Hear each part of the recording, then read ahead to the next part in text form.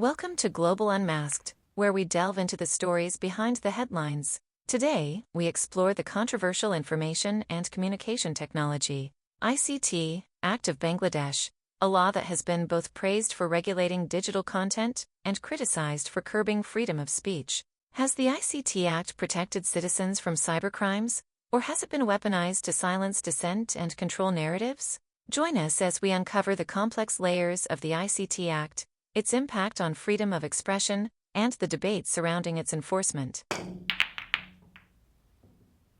The Information and Communication Technology Act, commonly known as the ICT Act, was first introduced in Bangladesh in 2006 to combat cybercrime and regulate online activities. Its main objectives included protecting digital communications, preventing hacking, and safeguarding against online fraud. However, over the years, the law has undergone several amendments, most notably in 2013, when Section 57 was introduced. This section became one of the most controversial parts of the ICT Act, empowering authorities to arrest individuals for defamatory or anti-state content posted online.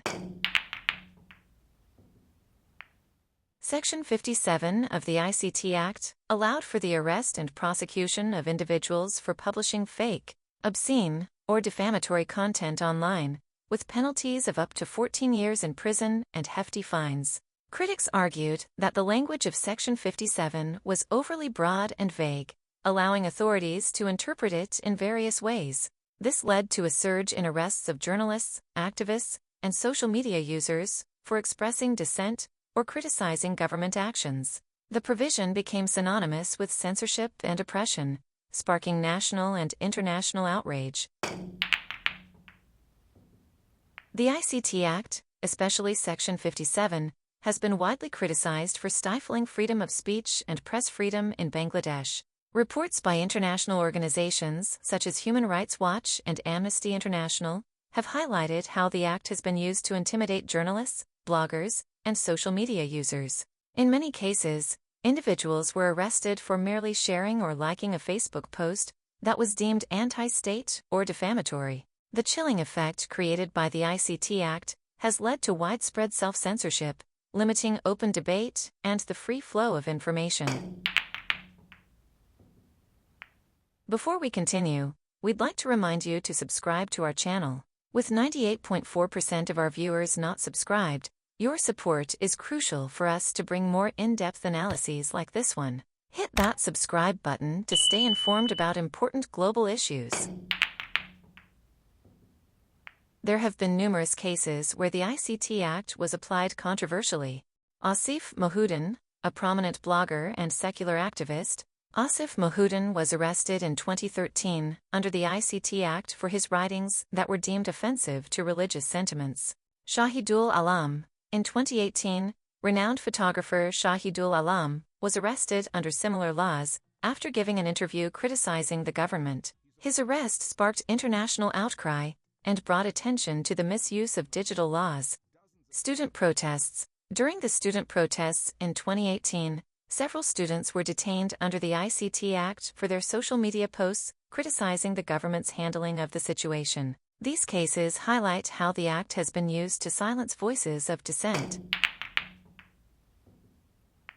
In response to widespread criticism, the Bangladeshi government repealed Section 57 of the ICT Act in 2018. However, this was not the end of the story. The government soon introduced the Digital Security Act, DSA, which included several provisions similar to Section 57, leading many to believe that the new law merely rebranded the old restrictions under a different name. The DSA has continued to draw criticism for its perceived overreach and for allegedly being used to suppress free speech. The debate around the ICT Act and the DSA in Bangladesh raises important questions about balancing cybersecurity and civil liberties. While the government argues that such laws are necessary to combat fake news, cybercrime, and protect national security, critics assert that these laws are disproportionately used to silence dissent. The challenge lies in creating a legal framework that protects citizens from genuine cyber threats while upholding democratic values and the right to free speech.